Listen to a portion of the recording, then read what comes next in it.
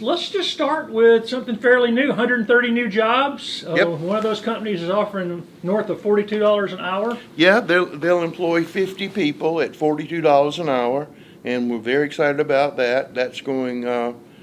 That should be starting here pretty quick. We've been working with them for about 18 months, and it's exactly the kind of company you want, heavy on research and development. And really, that's what it is, a research and development center. And so we're very happy to get that, and we're very happy for the products that they are going to be inventing and producing and doing it right here in Anderson County. You need to take care of that. Seth's got it. Usually that kind of thing, other things follow when they build a research and development center here, though. Is that right? Well, usually they follow, and that's a very great possibility that could happen. I'm not guaranteeing it, but they seem to be very happy about coming to Anderson. How does the county prioritize economic recruitment to find the highest paying companies possible? Well, we have standards, okay? I mean, back in the old days, anybody in the South, you would take anything. Chicken plucking company, good. How many people are you going to hire? Good, come on in. But we can afford to be selective. I mean, if it's a polluter, we don't need that. If it's going to do anything to hurt the environment, we really don't need that, because we have enough coming in on the other side. But we expect you to pay X amount in wages and benefits, or there's no reason for you to come here, because we don't need you here pulling our wage levels down, and we really don't need those bare entry-level jobs, because if you look around Anderson, everybody's hiring. If you want a job, you can get a job. As I've said before, if you want 2 jobs, you can get 2 jobs. So we're very selective on who comes to Anderson County. How does it work for people who have not seen much of it? Does economic development folks get more inquiries, or are they more aggressive in chasing the businesses you want, or is it some both? Or It's always been a mixture. Anderson County, we have always believed in going after things ourselves, but we also work closely with the Commerce Department, and they will send us a request for information, and if we want to respond to it, we will. We're also a member of the Upstate Alliance, which is a marketing organization, and they market the entire upstate. So it's really a mixture of all three. And it's also the people who are already here, the businesses and industries that are already here, sometimes are our best recruiters, because those people talk, and they say, well, you know, where's this plant? Well, it's in Anderson. Well, I just love Anderson. And so we get leads that way, but we also do a whole lot of networking and working with a lot of people to make sure that people know where Anderson is and what we have to offer. And with all of the recent publicity we've received, like being one of the 10 best places to retire, with Bassmasters and other events we have that attract national attention, and people coming to Lake Hartwell and saying, hey, I wonder if I could live near Lake Hartwell and get a job, and the answer is yes, you can. So it's just a mixture of everything, but you have to be pushing everything and being alert to what's going on and maintaining those networks. And you kind of read my mind. That's my next question: is how much does the visibility from international events such as Bassmaster help with recruiting? Case in point, Bassmasters. I was standing there, I was getting some coffee, and I saw this older man. I said, where are you from? He said, I'm from Seattle, Washington. And I said, you came from Seattle, Washington to come to the Bassmasters Classic? He said, yes, and I brought my grandson with me. And they were having a ball, and they said, this is great. It hasn't rained since we've been here, and it's not foggy. And then, literally, 3 minutes later, I walked outside, and there was a mother, a father, and a son. The son was probably about 25 or something.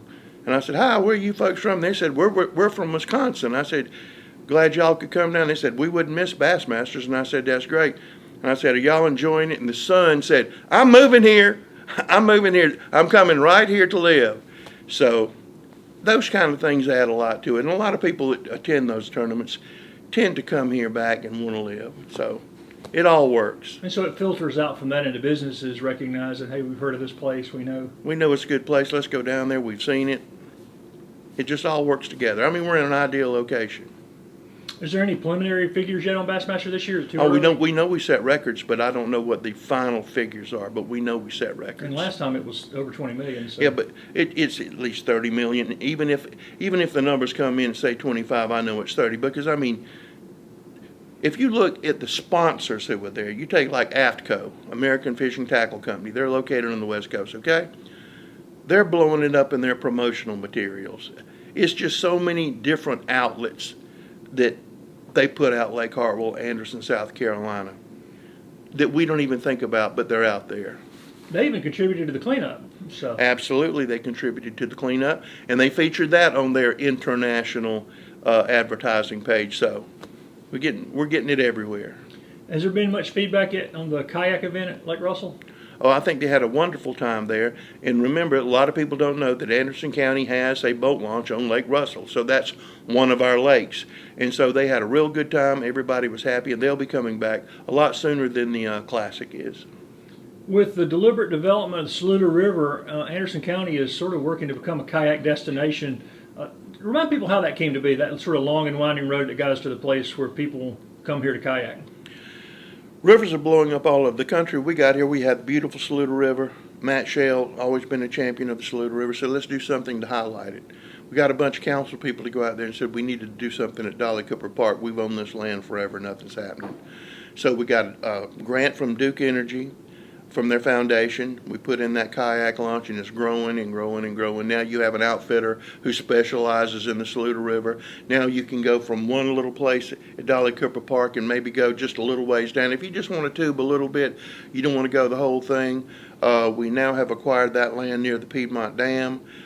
Piedmont is doing well. I mean, you can see what's happening over in Piedmont, Pelzer, West Pelzer, and Williamston area. So it just continues to feed on itself. So we have handicapped accessible kayak launches from Dolly Cooper Park all the way to Belton, South Carolina. So we're developing that blue trail. Still have more to do, but I think the private sector is now going to come in and help us do that. And it's kind of attractive attention to Pelzer and the other places where you've got the stuff coming in there. The Saluda River Rally should have a different look as improvements continue out at Dolly Cooper Park. Is there anything, before we get out of the, is there anything else envisioned for the Blue Trail right now? Just more development. Really, the big thing to do on the Blue Trail now is develop that almost 30 acres on the Saluda River at the dam. And we're looking at funding sources for that. But again, DNR and federal sport fishing people really like to give us money because they come to Green Pond and they see that we're great stewards of that money. And they know that if they give us money, something good will happen.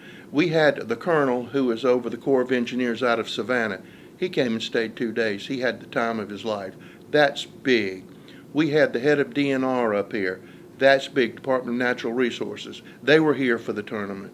We had the people from Parks, Recreation, and Tourism, South Carolina. They were here. We had people from Oklahoma Department of Fisheries over here trying to hire Matt Shells to go back over and develop that. We had the people from Tennessee. So I think we're going to have to start banning those people because they all want to come over here and do what Anderson County's doing. But council initiated that project. Tommy Dunn said we're going to make Lake Hartwell something somebody knows about, and so we've just piecemealed it. And I'm also happy to announce another thing, that we always wanted to have plays in the amphitheater. And so now we have worked out a situation with a person who lives here in Anderson to put on plays at Green Pond Landing. So we're going to have theater out there. But the other thing we're also doing... The Market Theater Company's expressed interest. And we'd be glad to have them too. And another thing that is going on is that we are also looking to have a 4th of July extravaganza at Green Pond, which would be free and open to the public. So we're looking into fireworks and some music and things like that. That's in the embryonic stage. Again, to make it's not just for fishing, it's also for the theater. We're going to have concerts out there, so all of that's coming along fine. And before we leave kayaks, that's the fastest growing fishing segment right now, I understand. It is the fastest. Have you fished from a kayak yet? Yes, I have. And it requires a special skill. Now, you can go by... You're a saltwater fisherman. I'm a saltwater, but saltwater fishing in a kayak in those creeks and streams, if you go up and the tide goes down and you're in a big boat, you're going to stay there until the tide comes up. But a kayak, you're right there on the water. You say, I need to inch back here. No, that's a lot of fun. So kayak fishing, but I've seen people kayak fishing in the ocean, not in the creeks and streams. And literally what they've done is they've hooked something that's going to carry them for a long ride. So it's a lot of fun. Yeah, the affordability too of getting into kayak fishing is much more within reach for everybody. It is in much more reach. You can go more places. You can go back up where the fish are, and you don't have to load and unload. It's a huge production. They even have some hard inflatable kayaks that you can put in the trunk of your car and still have plenty of room. You pop that thing out and you can go. Of course, I've also seen $10,000 kayaks outfitted with enough technology to go to the moon. And some wood ones that look like they belong in a museum. Yes. I've seen that. What about council's approving the purchase additional property next to Green Pond? What will that property be used for? There was a piece of property. It'd been owned by an individual. There's an African American cemetery there. Deep Gap Church cemeteries there, which we're going to clean up. It's going to give us another access point into Green Pond, and the old social hall was still there. A person was living in the social hall, but it's the old social hall. The church, in essence, died from termite damage, so we will be able to have an office, conferences out there, and a place for us to store our equipment instead of carrying it everywhere else. And the other thing is we can control what goes there, and you and I can't go open up Greg and Rusty's Bar and Grill right there. So I'm going to scratch that off of our list. We can't do that. What do we expect for the next phase at Green Pond? Basically, we want to do some more work on the ramps. That's the next phase. We're pretty sure we're going to receive a lot of grant money to do that. We have the ramps there, but we need to add some additional ramps. So that's what we're going to be doing next out at Green Pond. Those are deep, big ramps, too. Those are big ramps, and they cost a lot of money. But the pressure out there is getting so much that we need them. What about the event center idea? That's still going, but we've got to wait for our accommodations tax, which is a tax on hotels and motels, to get big enough to allow us to do that. And events like this sort of feed that? They feed that. All right, we're talking about entertainment at the amphitheater. Let's talk about entertainment at the Civic Center. We're about updates on that big name that's coming to the Civic Center? Well, here's the dilemma. Council has voted to build a band shell. Our old stage was condemned. In essence, we had a structural engineer out there, and he said, no, it's dead. And so we were having to rent stages, and that could be from $10,000 to $12,000. And they were small, too. And they were small. So we're going to invest in a stage, and it will bring great benefits, because that stage needs to be finished by September 1, because we have 2 major concerts within 4 days. I can't announce the names right now because the artist said we couldn't announce the names right now. But very big events. One will be Celebrate, but the other one is something entirely different. So Anderson will be the place to go, and we're going to be able to do that because we're going to have that stage. And so September is going to be done by September? Got to. Okay. What about other entertainment events? I know y'all are trying to bring in more entertainment to the Civic Center. Well, we have a gospel concert this Friday night with a gospel artist. So we have that going on. So things are picking up. People are getting out of COVID. And so those things are starting to come back, and more events at the Civic Center. And a lot of work's going on at Kid Venture 2.0, still on track for Memorial? The first structure's up. Memorial now. Day? Still looking at Memorial Day, but the first structure is up. And the Civic Center, or the Sports Entertainment Complex, already has soccer, softball, baseball, pickleball, disc golf, wrestling, semi-pro football, tennis, bocce ball, and next week is the official kickoff of the Anderson Cricket Club. Yes. What led the county to putting a cricket pitch on Balloon Hill to help kick this off? They had been playing hither and yon and using some of our baseball fields, but Kumar contacted Miss Wilson. Kumar, she said, you need to talk to Rusty. And so we got talking, and I was thinking of a place, and I wanted a place where it's highly visible. And that's highly visible. And so next Saturday, we're going to have the Anderson County Cricket Club have a full-scale extravaganza. Loretta Holloway's going to come sing there. There are going to be things to eat there, and we're going to be playing Greenville, so you need to come on and cheer your own hometown cricket club. And it's just nice. And I just think it's great when you go out there, and thousands of people do, but not everybody does. If you go out there on a Saturday and they're playing cricket up there, then you go over there, they're playing pickleball, then you see them playing softball over there. Then they're over there, as soon as we get Kid Venture going up, they're going to be going over there. When we have the Dixie Youth World Series over there, I mean, that place is just a hub and a massive event center, and want to continue that. And when we get that new amphitheater in, and don't forget, we've got the fair coming up here pretty quick. May 5th through the 15th, we've got that coming up. So, again, when we blew up the old stockade 40 years ago, I guess, that was to be Anderson County Central Park, and it's becoming Anderson County Central Park. And back on the cricket, you and I were both out there when they were practicing earlier. I've never seen a group of adult athletes enjoying what they were doing more than that bunch. They were having a ball. They were having a very good time, and it was good fellowship. And I can't wait for next week to go out there and see it, an actual match, not a scrimmage, an actual match. And this also reflects on the international flavor and population in Anderson County, right? Well, we've had several organizations, sister cities, spotlighting our German friends and neighbors. We had an event the other day doing that. But Anderson is an international community, and it's becoming more so of an international community, and I think that's good for all of us because it just adds more spice to Anderson and just an amalgamation of all kinds of people from everywhere having a good time and getting along. That's what we like. And people were surprised when I say this, but I'm correct. There's still more than 50 companies from 18 countries here. Is that right? Correct. That's a lot international. There's a lot of international companies. How important is continuing the airport upgrades to this international business and to the other businesses? And I use horrible old expressions, but it is the front door for a lot of people. Not everybody drives down I-85. Okay? When people come in, they're going to look at Anderson to do business. If they're coming from another country, or they're coming from California, which happened last week, or they're coming from New York, which happened last week, where do they come? They come to that airport. And they see that brand new airport, wide as it is, ILS certified. That means you can land in the fog. You can't do it in Oconee, Pickens, Greenwood, or those other ones. So we have a long runway. We have ILS capability. We have a brand new terminal building. Looks like $9 million. And we're fixing to put a park out there. And where's that park? Right. Oh, how soon is it going to be?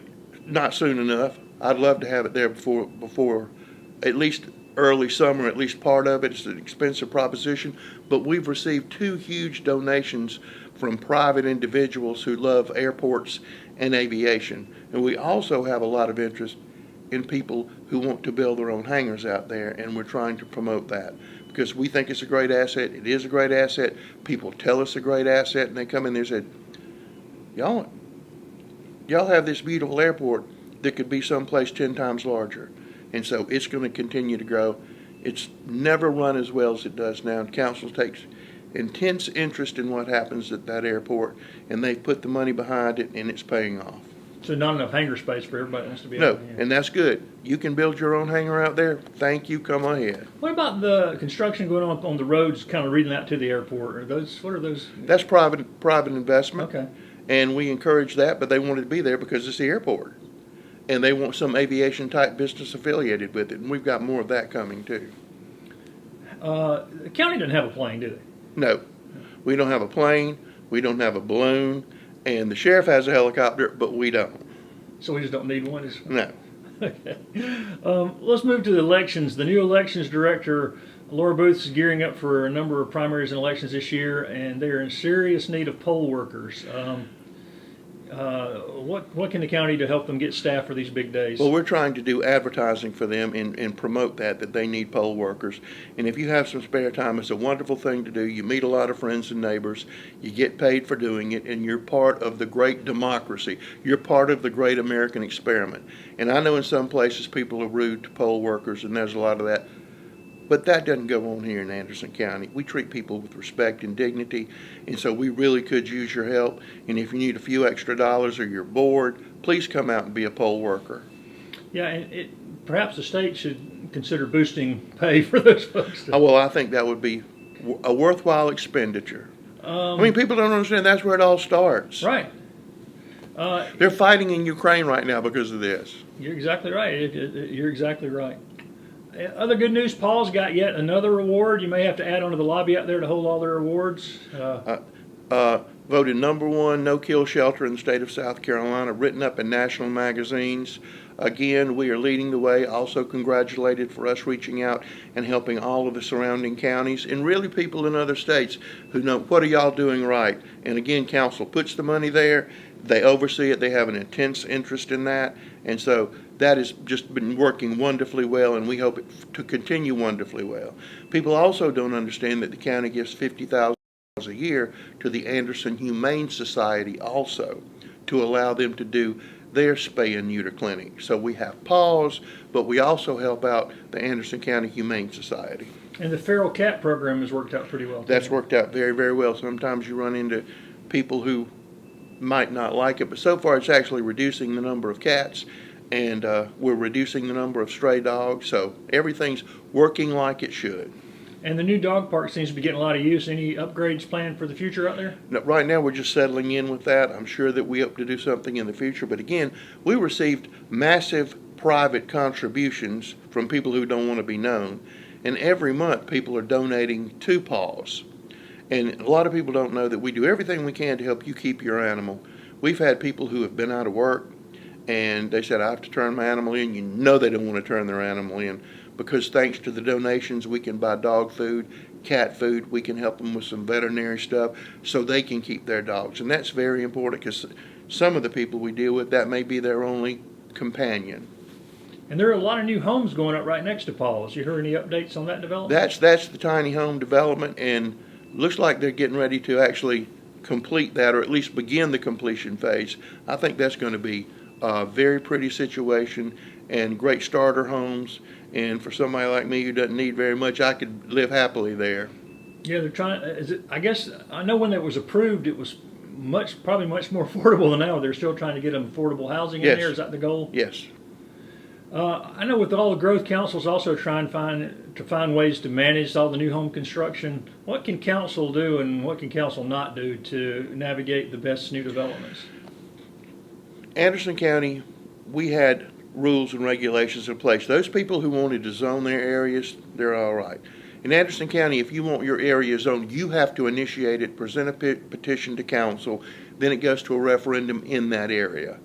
That is semi-managed. Lots of parts of the county aren't, but council has tightened the screws on that, and you hear some people say, well, y'all should have seen this coming. Well, they did. Council did see it coming, and they've taken steps. I mean, now we have conservation subdivisions that allow you to develop environmentally friendly and all those other rules, and we've tightened them. Council will have a meeting here tomorrow again to look at those and what can we do, because a lot of times as soon as you figure out what to do, there's somebody out there trying to figure out a way to get around it. So they're constantly working on that, and again, in this room they'll be meeting tomorrow at 1 o'clock to further discuss that. And you're also, having to deal with the fact that, after home rule, when county council started in the late 70s, early 80s, people rejected countywide zoning when you could have had it all at once. Yes. Gotten it out of the way. How serious is the housing shortage for both rental and purchase? What are you hearing? Very serious. Case in point, our ride program that we have, we'll really have three options. You can take the bus, you can use our Uber, or we just recently came up, Terry Gilstrap, with a van idea where you can get a van, drive it to work, carry your coworkers with you, get the van for free, insurance and everything else. But we have a one family, a man, wife, 2 kids. They're living in a hotel, paying skyrocketing rates. They don't have a car yet. They're really building their lives back. The guy's got a good job. Thank you, Electrolux, for giving him a good job. And they can barely afford to eat. So we have looked out with all of our partners, anybody we knew that had houses, just to find them some place to live that won't eat up their whole paycheck. Because those kids aren't in school, they're homeschooled, they need to be in a house or an apartment, and they need to go to school. We were doing that yesterday, so. There's just not a lot of housing out there. No. One of the things that might help in some areas, Williamston, Iva, Pendleton, and all, they're going to have access to greater sewer capacity for homes and industry, right? That should help some. That's going to help some. Plus, council allocated $250,000 to do a study all the way from the lower part of Anderson down to Iva. We met with developers yesterday in this room that want to build 400 homes in there in the right price range, attainable housing to service all those industries there. So we're working on a sewer situation to get them in. So anytime you put sewer, we're going to get more houses. How fast will Rewall be able to get that sewer ready at South Carolina 8 and I-85 for industry? I don't know. I would have to look and see, but those people move pretty fast. Have y'all been contacted about that area yet? Yeah, we stay in close contact with REWA. Those are good folks. We have a good partnership with them. How about the broadband initiative? How's that going so far? They're laying stuff out about take a mile a day, and it still will take some time to get there, but it's moving, and the really big grant money hasn't even hit yet. So when that hits, we expect it to ramp up very quickly. And I guess the most important thing is, when is Senator Mike Gambrell going to get Wi-Fi? We don't know. He tries to get Wi-Fi, but he doesn't have Wi-Fi. You're talking about the sewer reaching down. Any updates on the trail from the hospital track to? Yes, the center? got an update on that today. If all goes well, it will be through in September. Wow. And I then see a lot of work on both ends of it. it should be through by September. That was the date we got today. And then we'll have to have the inaugural East-West Parkway, whatever mileage it is, run. Yeah, So we got to do that. Are they going to name the track after anybody or anything? Is that? It's the East-West Parkway. No, I mean the track. It's just going. I don't want to get naming anything about anybody. Well, they be dead. Somebody that's long. Well, gone. you have to be dead in Anderson Yeah. County to get something named I'm gonna after throw you. Olin Johnston's name out there for the. Where's county on the budget? Is anything new to consider? We're this still year? looking at income, revenues coming in, things like that, but the departments are already working on their budgets and getting ready. Council will not raise taxes, and there's no reason to raise taxes. So it'll come together. There'll be some gnashing of teeth and screaming and hollering, but we'll get it done and get it in. And I assume that the pandemic funds are going to help in some areas. They have helped last year in some shortfalls, and they'll still help a little bit to a degree, but council is really big on us building up our infrastructure, our road system, our sewer system, and all of those things to make sure that we can handle the growth and accommodate new growth in certain areas. When you put a sewer line, you know where growth is going to go. And I assume with insurance on the rise everywhere, how's the self-insurance program the county started a couple of years ago helping curb costs? Well, we heard the other day that Blue Cross Blue Shield state program is going to go up 18%. We've learned a whole lot since we started. I think 95% of our employees absolutely love it, and we're refining it down, and so it's working very well, and we're pleased with it. Council said, we're tired of this, let's do it, we'll handle it. I think we're getting more response, I think we're getting better care, and I think we're getting better attention, and it gets better every month as we learn more every month. And one of the other things county is working on is cleaning up litter. I know Councilman Glenn Davis has already had a couple of cleanup days in his site. The countywide cleanup starts the 26th. Yes. And I've seen you picking up trash walking from your car to your office, so I know it's an issue near and dear to your heart. I am probably the most crazed recycling person in America, anti-litter person. And our council feels the same way. We'll be having another anti-litter meeting here, Councilman John Wright next week, and Councilman Glenn Davis, he's already scheduling another litter pickup. So everybody's focused on it, and we're talking about getting some cameras. We have some cameras now in certain areas, but I mean, just don't throw stuff out of the car. Just don't do it. So they're looking at more cameras and areas, a lot of dumping and trash. More cameras. I mean, we have 4 officers on the road every day enforcing it as hard as they can. The judges are working with us to the extent that they can. That in the old days that wasn't the case. Everybody's against litter, and one of the things Councilman Dunn wants to do. You know, we had the challenge, the trash pickup right at Green Pond, and they brought in a whole lot of trash. Mm-hmm. But what he wants to do, and several other council members, is to challenge every high school, middle school, and elementary school, how much trash can you pick up, and then give them an award. And so start that competition. That's one of the ideas we'll be discussing next week. Yeah, prizes even for the other things. Yes. Yeah, like they did out there, because that was very, very successful out Yes. there. Would it be possible, some of the states have actually posted names of litter bugs who don't pay up. Is that a possibility, or is that?